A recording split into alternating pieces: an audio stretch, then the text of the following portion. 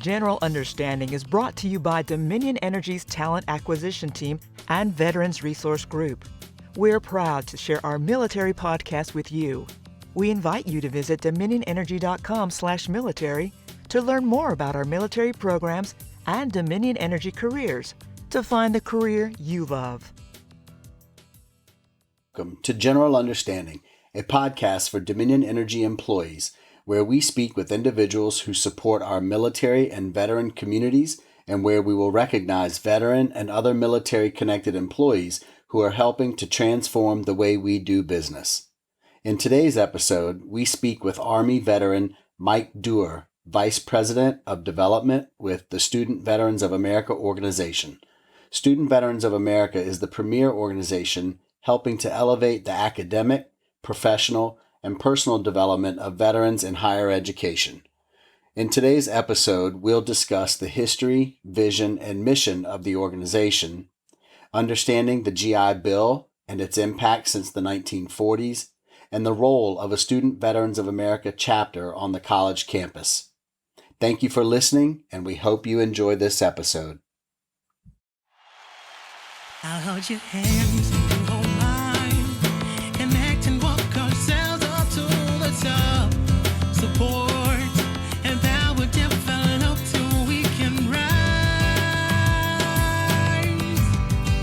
above exploitation and pain. Welcome to General Understanding, a conversation for betterment for all employees to learn more about veterans, a platform for unity, embracing communities, perfect opportunity to value you and me, those who served our country and fought for our rights, to the family and friends of those who sacrificed. This is dedicated to all, and by the way, I salute our armed forces every day as your holiday. Hold your hands and you hold mine.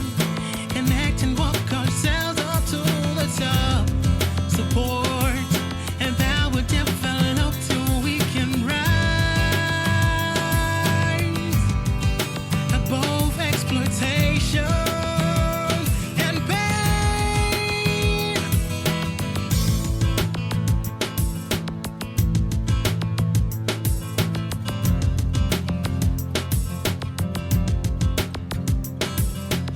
I'm your host, Matt Kellum, Military and Recruitment Program Coordinator, and today we have with us Mike Duerr, Army veteran and Vice President of Development with the Student Veterans of America Association. And I've gotten to know Mike over the past couple months and actually have known the Student Veterans of America organization for much longer, for many years. But I'm really glad to be connected with Mike and have him on the show today because we're in the midst of our fall intern recruiting season, and Dominion Energy has a lot of successes with our military programs and military hiring, but focusing on getting more student veterans into our internship program and therefore our future full-time pipeline is really important to the company. So I think there's nobody better than Mike to be able to talk to us about that and all the other things that Student Veterans of America does and offers. So with that, Mike, welcome to the show. Yeah, thank you, Matt. Happy to be on here. Yeah, good to connect. And sorry to interrupt you. I was going to say, no. I'll turn it to you because I'd really like to give you the chance to better introduce yourself and your background, your military experiences, kind of all of that, and love to learn more about you. Yeah, so I think with many fellow veterans out there, my military experience started, kind of senior year in high school when I was trying to figure out what to do with myself. And I had enough wherewithal to know, and I'm originally from Minnesota, that if I went to the U of M, I was just kind of party and flunk out. So I kind of thought, hey, I'll go join the Army and run around the woods and play soldier and make a little money, and then head into college. And it actually originally because my grandfather, my dad's side, was a Marine, so I went to the Marine recruiter first, and they said, well, I really want to be in tanks. And they said, well, it's going to be like a year before you can get into the boot camp. And I was like, okay. Well, that's too long. I'm 18. That's too much. That's too much time. You could get in trouble. And right as I left that office, the Army recruiter was just right outside his, and he's like, we got way more tanks than the Army, than Marine Corps. Come join the Army. And so, nice. And everyone has the recruiter story. And my recruiter story was I think a week or two before I was going to go to MEPS, he called me back up and said, "Hey, small problem. We're not going to be able to get you in armor, but I got you the next best thing, anti-tank gunner in the infantry." So I was trained as a tow gunner. And he's like, the same thing, you're blowing up tanks. But yeah, lo and behold, I realized that's a drastically different thing than being in armor. Yeah, So blowing up versus driving. yeah. And so yeah, I enlisted. I did a couple years, and then you know, I think with anyone, you find that sense of purpose, and I enjoyed working with the guys I was working with, and so ended up making a decision to go become an officer, and so I went from enlisted to the officer side, and I enlisted pre 9/11, so Hmm. 9/11 happened, I guess, like literally days after I hit my first duty station. So I mean, the Gotcha. Army was a different place Yeah. that I got into. And then when I left in 2012 as a young staff officer, made captain, and finished my company command time, the something that I thought was just going to pay for college and run around the woods turned into a good chunk of my life. So um, did the Army thing, and then did my transition, made some mistakes, had some failures, and reevaluated, but then ended up in Washington D.C. and really got back into the veteran transition kind of programming in space, and helping my fellow veterans not make the same mistakes I did, and that ended me here at Student Veterans America. That's awesome. Well, and I've been making some notes. I always have to because I'm going to forget, all these many things I want to say back or ask. But I did not go the commission route. I did not become an officer, but I also enlisted or made the decision as a senior in high school. Had probably some similar experiences that you shared. But one thing that really stuck out is I think many of us go into the military for different reasons, but there's something in us that drives us that direction. And so for many of us, we already have probably inherently within us some drive towards purpose. But you mentioned that, maybe after you've been in for a bit, you later figure out, what that purpose is. And I think that's normal for any young adult. But that was certainly the case for me. I went into the Marine Corps for one set of reasons. And then probably a year or two in, it really evolved to something far bigger and better for me. And it sounds like, probably similar for you. And then coming out of the military, I was actually in, I think a few years before you were. I was in from 94 to 2000. So my full 8-year commitment was done prior to 9/11. But I can really respect and appreciate the changes that you described that the DoD and military went through. And then also just, transition experiences and how, you and I both are later in our civilian careers able to give back in many other ways to help others with their transition and hopefully make things a little bit easier. So appreciate you introducing yourself and sharing some of that. I think you and I are probably folks that could have a lot of fun conversations even offline. But with that, so now you're with Student Veterans of America, and I think you mentioned in the DC area. But tell us a little bit more about the Student Veterans of America organization, maybe a little bit of history, vision, mission, and just maybe even describing more of what people might perceive SVA to be beyond just a chapter at a local college campus. Yeah. Well, I think it's more importantly, we are a chapter at your local college campus, and that's Hmm. and us at the national headquarters here in DC. We support the 1,500 plus chapters across the entire United States, including 4 territories and U.S. territories.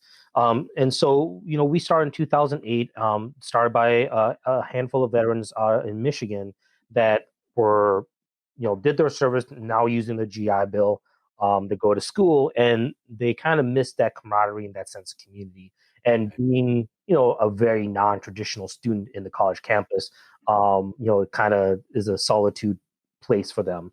And Hmm. so, and they developed that chapter, and it potentially grew to where we are now. And what it is that student veterans coming together on the college campus and supporting each other to them achieving their academic success as well as their professional success upon Right. graduation.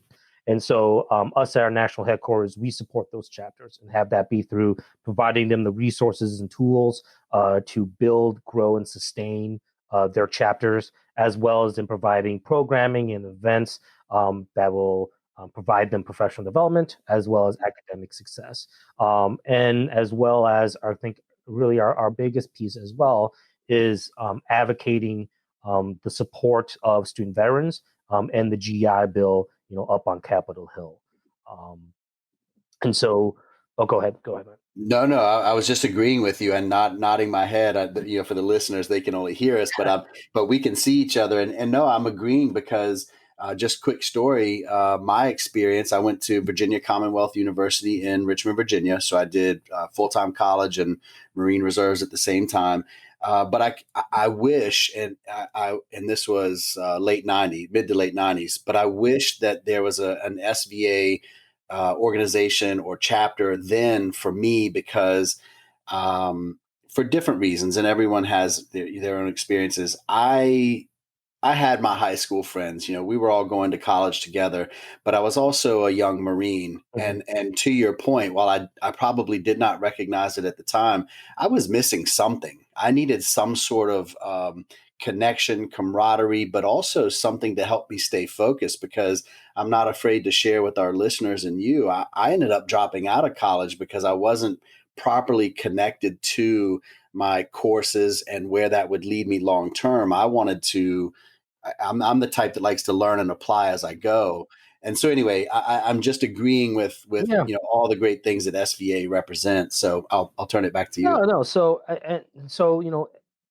no. Our mission with SVA is back to what you're talking about, is to ease that transition back into academia for those who might be years out of, since they've been in the classroom, and do that. And so, we have a strong, background support of the GI Bill, which is allowing all our veterans to be able to go to school tuition free, receive that basic allowance for housing, and able to do that. And that is a direct kind of lineage to the Second World War and the original GI Bill that allowed all those Second World War veterans to go to school. And so one of the great things that we always talk about, and especially up on Capitol Hill, and advocating and supporting, the growth and sustainment of the GI Bill, is that the GI Bill is probably the largest social mobility driver in the last century for the United States.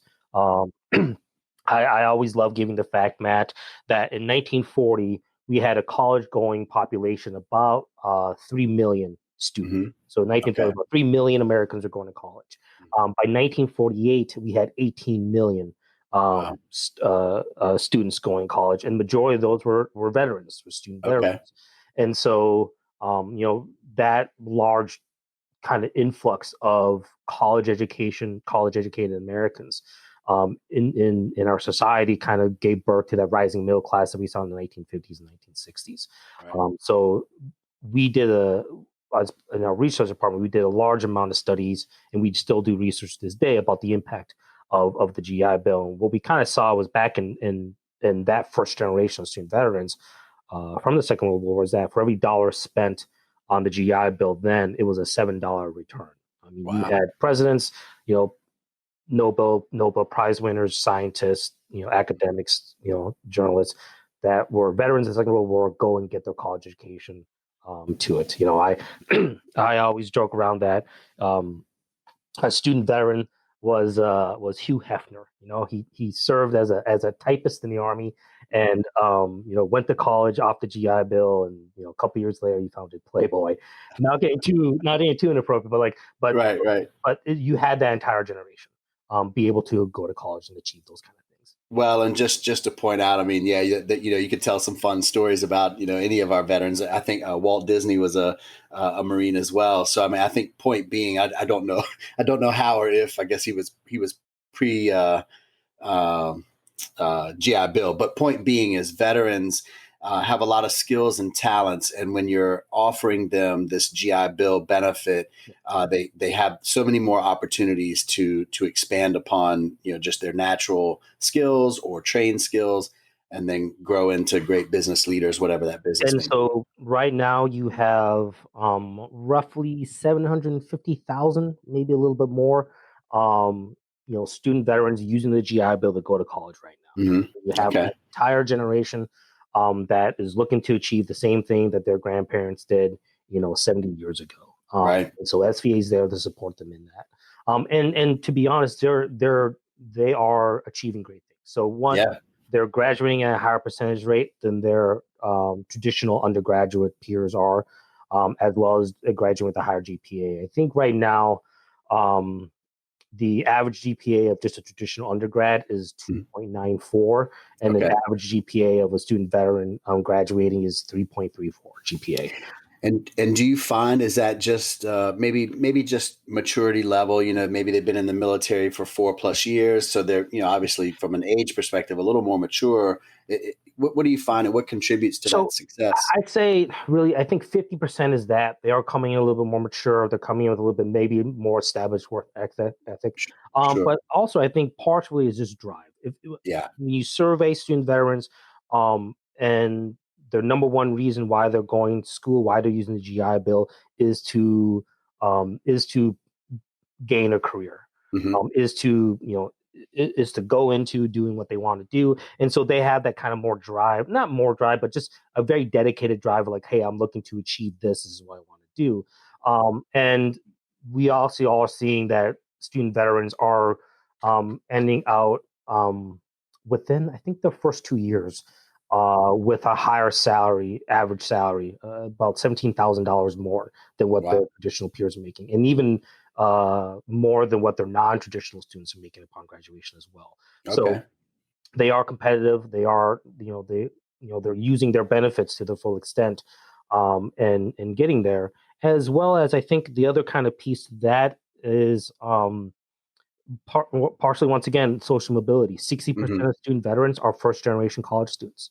Okay. So they are, taking advantage and getting, more than where they may have had if they didn't get to go into the military.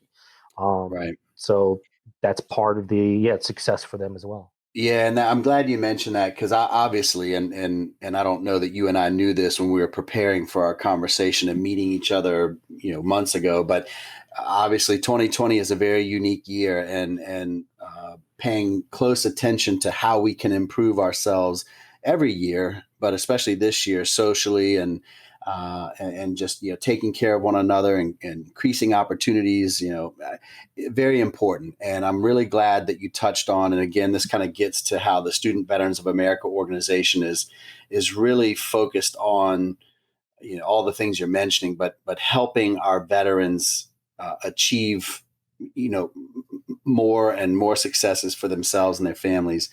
So I'm glad you pointed that out. And not to belabor the point, because I know some of our listeners actually may still have some GI Bill education benefits that they'd like to use. Some of our veteran employees have probably been out for various periods of time. Can you just real quick touch on what's happening with the different versions of the GI Bill that have come out over the years, and what's the latest on that? Yeah, so right now we're operating under the post 9/11 GI Bill, the Forever Mhm. GI Bill, which is something Mhm. that we actually helped pass 2 years ago. Before the GI Bill was time constricted, so Mhm. you actually had, I think, 15 years upon leaving the service to use the GI Bill. So everyone that left the military January of 2018 now has that for forever, till they use it.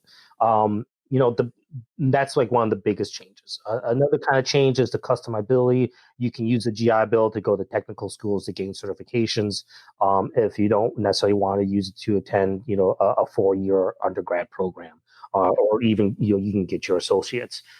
So they're making it much more accessible across the board for anyone who wants to use it for whatever kind of professional development they want to gain. And that's really good to hear, because I know, I mean, I know, I think, a lot of our listeners will know that workforce and post-secondary education is really evolving Mhm. and changing to where there's a heightened focus on getting individuals into careers more quickly. It's not that they're diminishing the importance of post-secondary education, but let's get them to career more quickly, and then maybe they can continue their post-secondary education even while they're with their employer. Yeah. So anyway, that's good to hear that the GI Bill is evolving in that way. And one thing I wanted to point out for our listeners too, just to kind of connect some Dominion Energy dots, we have some veterans that are in our legal department with Dominion Energy, our law department, and some of those folks and others have been partnering with other attorneys in the area, and I guess maybe nationwide. I'm not sure where they're all coming from, but doing some pro bono work to actually work on allowing or removing the time constraints on the older versions or previous versions of the GI Bill. And I don't know where that stands, but I think that that's really meaningful work, and glad that Dominion Energy's law department's part of that. Yeah, there's always those kind of bureaucratic challenges. And that's something that we do at SVA when it comes to our government affairs and advocacy efforts up on the Hill, is kind of remove some of those bureaucratic challenges. COVID-19 did bring some. We actually had 3 bills passed the House in the last 4 months addressing some of those changes. And some of them were purely as, if you elect to go to an online school versus in person, the tuition payments amount changes, as well as your basic allowance for housing changes. So by pure just kind of bureaucratic, automatic kind of functions, when all the college campuses started going online last semester, Right. So the GI Bill tuition payments changed. Well, Right. of course, that's not the student's choice. That was, COVID. So, we lobbied to not lobbied, but advocated to the House about those kind of changes and addressing them, and we got them changed. And so, our student veterans are still being supported. That's good. One thing that I'll talk about is, as part of, not student veterans being very non-traditional students, is that 46% of them work full-time or part-time jobs while going to school. Because about 52% of them have dependents, have families. Sure. So the GI Bill doesn't necessarily cover everything it needs to raise a family.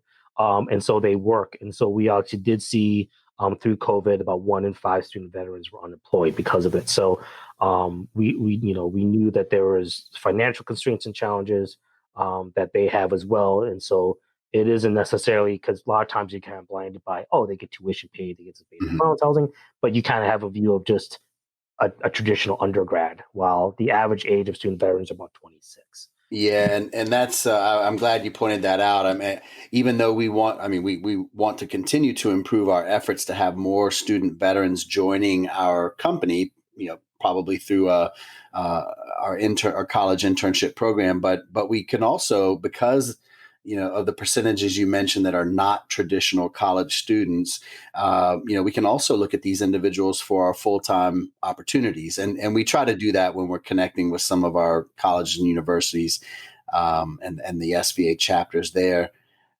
Can you, just to touch on it a little bit, because I really want to highlight, again, Student Veterans of America does a lot. And we'll come back to what the SVA looks like on a college campus, in a respective chapter.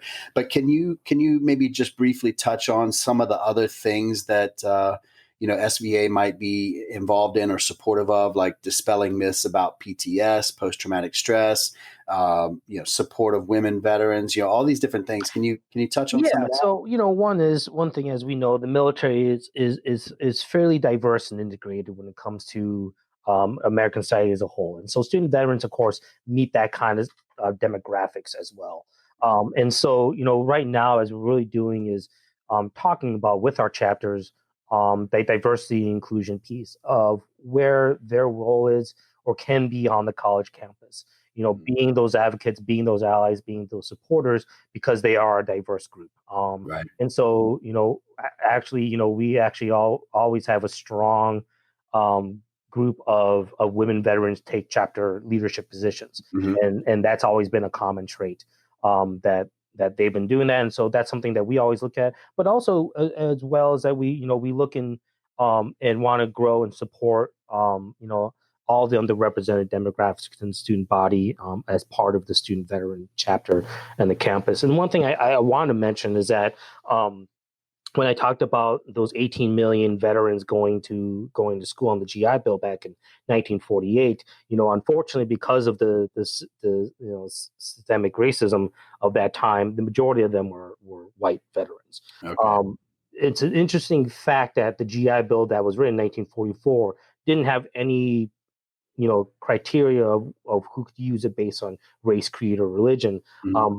But we know that the southern states, with their segregation, were really in favor of that bill because it was going to allow African American veterans to gain the GI Bill defense. So the kind of compromise was um, the states would administer that. And Okay. so, you did see a lot of African American and minority veterans not be able to gain access to the GI Bill during that time, Mm. but they still did to an extent. In 1940, less than 0.1% of African Americans were attending college. By 1948, that was 3.5%. Okay. It's still not where we would want to see a percentage, but that was still a large percentage increase for Right. African Americans to be able to go to colleges, and really that helped save a lot of those HBCUs that were under financial constraints from the Depression, 1930s to the 40s. That influx of student veterans into the college campuses, and so Okay. that's something that we're looking into now. Is supporting our HBCU chapters. Helping and supporting our minority veterans in achieving their academic success. And to be honest, at the statistics of it, they are student veterans, African American student veterans, or Hispanic student veterans, Americans, women's student veterans are performing their peers, their civilian peers, when it comes to, once again, percentage of graduation rate, GPA, as well as pursuing master's and PhD programs. That's So great.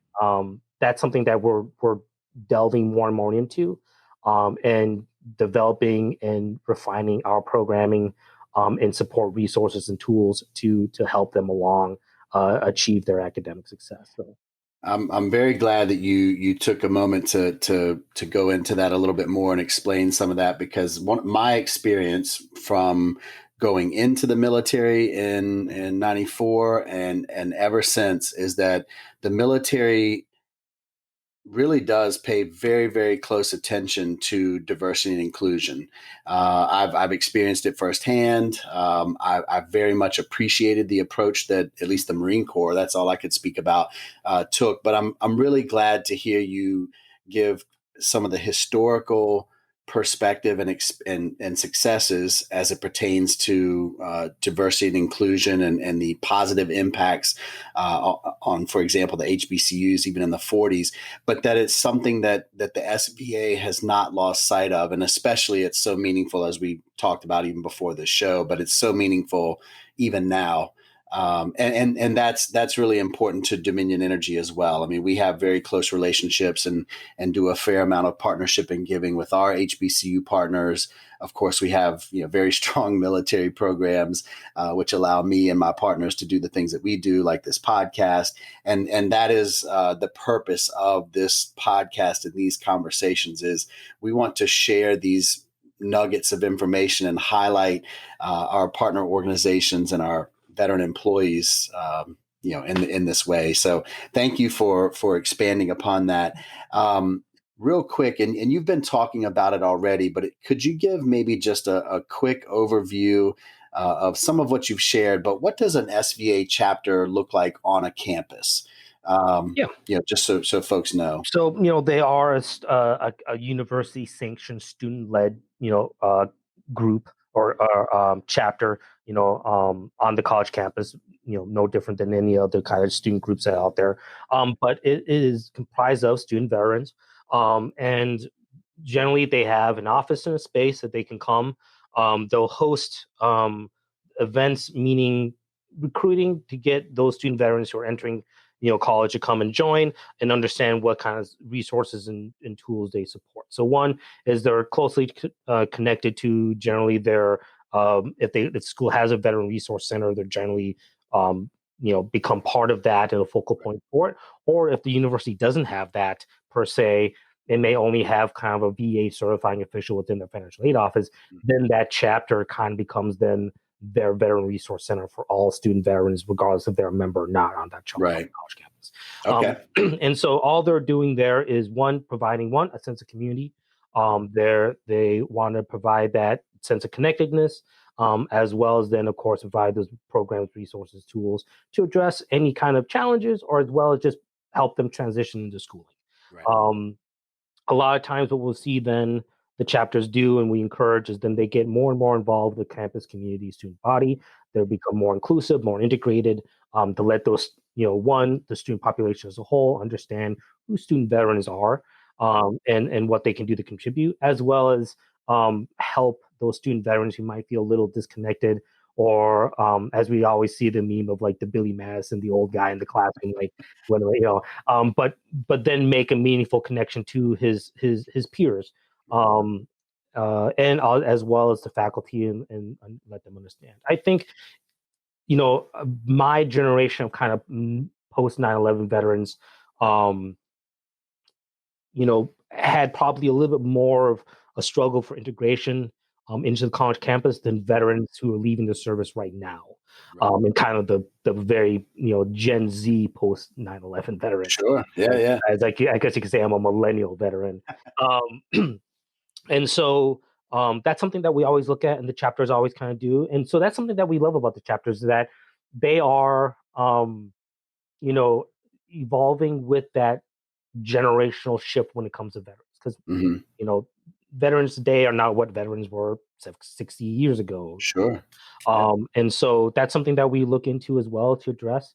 But when it comes to the day to day and kind of year stuff and activities, they'll do their fundraising. We have our national conference that we have every year at the beginning of the year, which is really a convening of all the chapters to come together, engage and connect, learn more about growing and building and sustaining their chapter, as well as gaining professional development opportunities for outside, upon graduation. That's Um, awesome. and so that's one of the events. We also have Washington. Can I ask a Oh, go ahead. question real Yeah. quick? Just to give our listeners an idea, roughly, what is attendance like at your past national conferences? I know this year might be a little bit different Yeah. virtually, but what's it been like So in the we have past? about 3,000 student veterans come Mhm. for a 3-day conference. Okay. And to be honest, it's kind of made up of three groups. So you have one group of student veterans that may not even be SVA members, but they were told by a faculty advisor or by a peer to say, you just need to go to this conference Right. and learn about SVA and just see what's going on there. You would then have another group of kind of those upcoming or incoming chapter leaders that are now looking to gain all those resources, programming tools, to grow and build their chapter. And then you actually have those current outgoing chapter presidents and leadership, and other leaders that are now looking to transition out, bring up their incoming successors, and then for them, hey, I'm graduating, time to look for a job, or start my career and go out. And so one thing that we do at the chapter is, like I mentioned before, it's a hub of information. So what you have is 3,000 force multipliers that are Right. going there, even though they may come and engage with you, Matt, at Dominion Energy, saying, "Oh, I don't want to work for you, but I have 30, 40 chapter members that some of them would want to. So I'm going to take all your information, talk to you, ask questions, and then I'm going to spread that back in my chapter, and then they will reach out to you and have that conversation." And so that's one way our partners always love to engage the conference, is either being that entry point to let them know that they exist and there's opportunities, or it's that point that they've been engaging with them through our programming or through other opportunities throughout the year. And then come January, now it's the time to get a hold of them in person and say, okay, this is what you need to do for your internship, or this is what you need to do to apply for that job. Yeah. And so it is really that kind of meeting point or meeting place.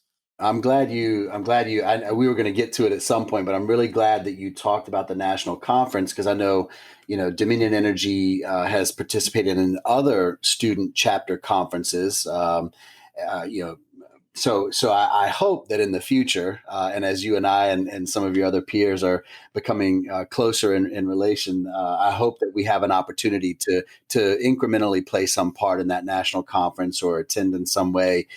Because I guess just going back and maybe tying things up a bit before we go to the last section of the show, you were talking about, we're describing the chapters, all the things that are done there and the purpose. It really reminded me of our Dominion Energy Employee Resource Group program. And specifically, we have our Veterans Resource Group. And while our Veterans Resource Group doesn't have as many chapters as the SVA, of course, but we have, I believe it's 4 active chapters with 1 or 2 kind of budding chapters in other locations. But really, what I was going to say for the listeners is, if you're a Veterans Resource Group member or just an employee or a leader listening, the Student Veteran Organization or Student Veterans of America organizations at your local colleges, they may be great folks just to connect with and find a way to interact. And even if it's just once a semester, just speaking to the group and telling them about Dominion Energy, or just generally helping them with, professional networking and how to navigate into, applying to jobs. There's roles that all of us, and you talked about force multiplying, there's roles that all of us employees can play to better connect to those student veterans, be it for an internship or for full-time employment. So I just wanted to kind of put a bow on that and connect it back to our Dominion Energy folks. And I'll stress a little bit more, Matt, there. Because of COVID-19, because of roughly 83% of the 4,000 university and colleges across the country right now are fully online for at least the semester, if not the rest of the school year, is that, student veterans, and I think students as a whole, have the concern of having a little bit of a degraded learning experience virtually right now. Mm-hmm. And so our chapters have talked to us about they're concerned about that, and they are hungry and looking for those additional professional development opportunities, to engage with those industry professionals, to gain, as much as they can that they might be losing out by virtual learning.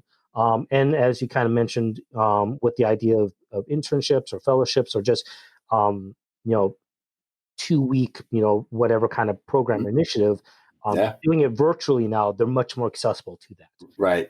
And so I know the chapters around, your areas are probably looking for and hungry for the ability to engage and ask questions and learn from professionals, and even learn about just how companies like Dominion Energy are adapting to this kind of new landscape that we live in, and how they can kind of take advantage and learn from it. So and we've seen that already. So 2020 and COVID forced our intern program to go virtual, and I have to give so much credit to our talent acquisition leadership and our intern program coordinator and all others involved.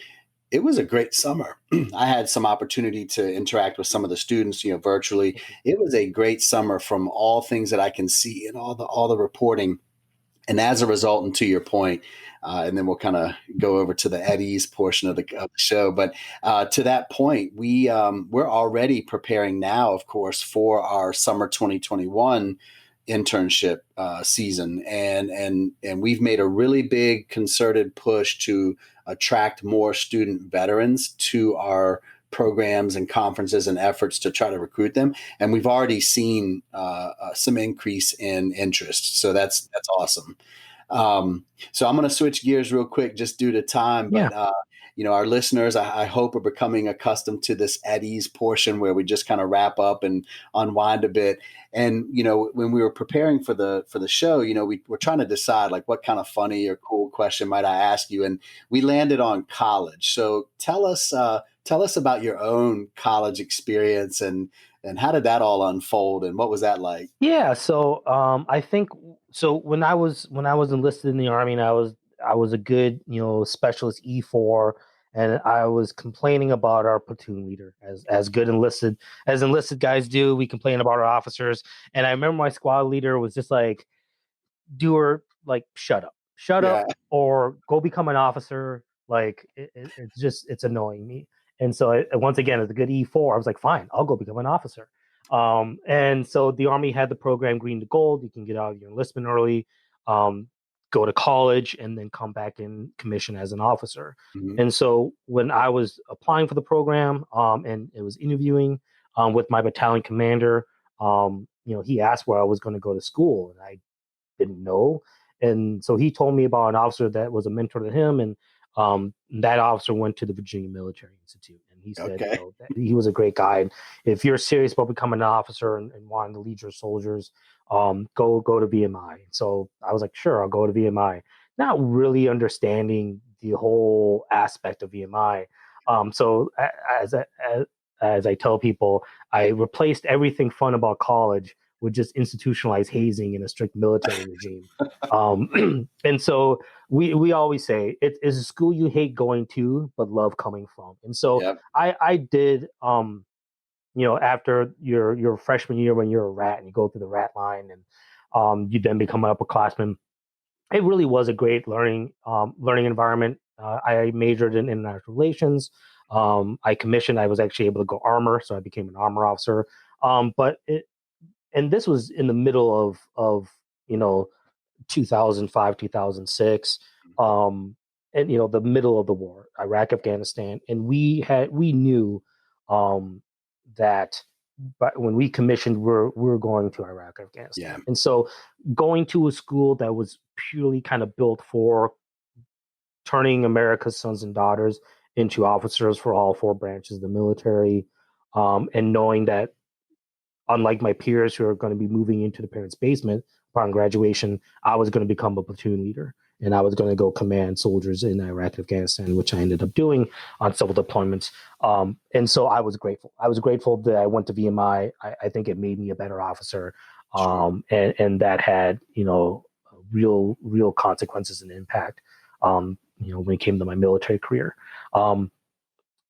When I left the Army, and I think that maybe I can go into a little bit about my transition and kind of what I did and failed and learned, that kind of helped me gravitate towards Student Veterans of America. Is as a young junior officer, a captain, TAPS for me was go to the class, sign your name, and get back to work. And for our listeners, TAPS is the Transition Assistance Program. As you're getting out, folks go through that. Yeah. Sorry about and no. So my TAPS was, you're an officer, you're a project manager, go be a project manager. Right. And I'm like, okay, I manage projects. That's cool. And being from Minnesota, went back home, and Target is headquartered there. And I had friends that worked at Target. And so I was able to get an interview, and I was interviewing for some logistics position. Because back then, okay, hey, military veterans, logistics, so you can work logistics. My interview was like, oh, so you're a captain in the Army. Like, what is that? Right. And I paused, and I was like, and my answer was, I was like, well, do you remember Saving Private Ryan? He's like, yeah. He's like, do you remember Tom Hanks's character? He's like, yeah. I was like, well, he was a captain. And he's like, oh, so you're like a pretty big deal. Yeah. And so I was like, okay, I don't know what I'm doing. And so, to be honest, I got a little frustrated and cynical with that process. I fell into the trap and the mindset of like, hey, I'm a veteran. I served. I made literal life and death decisions, and I gotta explain to you that I could, managing 10 people, when I was, managing 181 soldiers. And I went back to what I knew, and I became a security contractor for DoD. I always call it, that was my methadone to kick my heroin addiction. To like kind of ease myself back into it. But I ended up in Israel.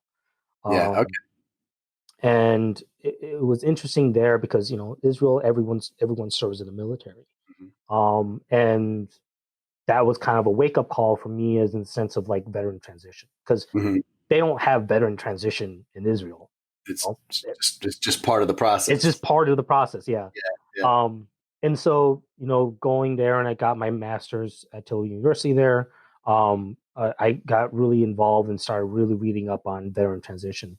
And so, what Student Veterans of America does, and I think we do really well when it comes to veteran transition pieces, we really kind of follow the model of those veterans of the Second World War or later that did their service, did their time. It was part of just what they had to do when they turned 18. And then they got out, they used the GI Bill and go do what they want to do. And so that's what student veterans today, especially kind of the Generation Z, that's what they're doing. They're doing one enlistment, and they're pursuing, 60% of them are pursuing degrees completely unrelated to what they did in the military. Right. So they saw their military as service to the country, as a way for them to gain some benefits and improve themselves. And now they're moving on to achieving bigger and better, greater things. And that's what we want to support and build within SVA. And they're achieving, as much as we have to take PTSD and veteran suicide and the challenges that we have, but those aren't necessarily for a lot of veterans, the struggle or challenge. It's very real for some, yes, of course, and we need to address that. But to paint that with a broad brushstroke across all veterans, I think does a little bit of a disservice. I would agree. And so, yeah. No, well, thanks Yeah. for one. I know there's a very serious tone. I'm glad. I know the at ease went a little. No, it's all good, man. I think it's really good that you shared, the kind of the funny part of, how you chose VMI, which is a unique connection to Dominion Energy, that we're headquartered here in Richmond, Virginia. But VMI is just kind of down the road a bit. Down the road, yeah. But anyway, I know that was kind of a little bit of a funny portion of your story, but I'm really glad that you shared the rest of it, especially just kind of acknowledging transition, the importance of continuing your education, and really, I guess what I want to put an emphasis on for the listeners as we're finishing the show is, Mike, first, thank you for your service, and thank you for just sharing not only about the Student Veterans of America organization, because I really want our company to recognize the value and do more in our local areas and kind of force multiply, especially from my role. But thank you also for just sharing some of the nuggets and importance of education and transitioning and all of that, and the role that we can play.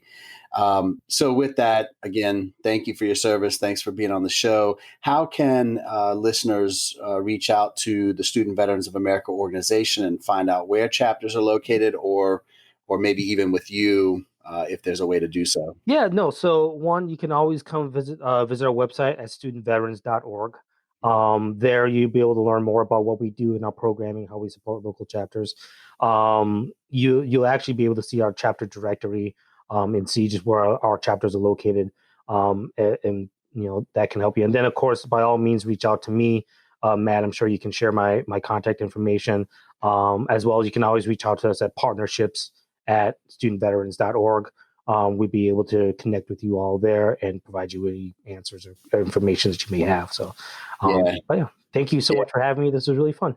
Yeah, thank you too. And just real quick, so probably what I find is probably the easiest and way for folks to connect, if they care to, is just probably through LinkedIn. Yeah, please. Yeah, Duerr, Duerr on LinkedIn with Student Veterans of America. Well, Mike, with that, thank you so much. This has been a great episode. I've really enjoyed it because I could connect to all of what you were saying, and I hope our listeners do too. So thanks for being with us today. All right. Thanks again. Thank you so much. Yes, sir. That's all we have for today's episode. We'd like to thank our guests for joining us, and we hope you enjoyed the conversation. For more information about the company's military program, visit dominionenergy.com/military or search military program on the company's HR home site. To provide feedback for the show or to send us your questions, email militaryrelations@dominionenergy.com. A special thanks to Dennis McDade, Air Force veteran employee, for our theme music. Join us for our next episode when we have Kathy Roth Duquet, founder and CEO of Blue Star Families, on the show, and where we talk about what it means to create welcome for a military family, Blue Star Family surveys, research, and the impacts they have on military families, and the role and importance of the military spouse. Thank you for listening, and remember, actions speak louder. I'll hold your hands and hold mine, connect and walk ourselves up to the top. Support and power develop till we can rise above exploitation and pain. Welcome to general understanding, a conversation for betterment, for all employees to learn more about veterans, a platform for unity, embracing communities, perfect opportunity to value you and me, those who served our country and fought for our rights, to the family and friends of those who sacrificed. This is dedicated to all, and by the way, I salute our armed forces every day as your holiday.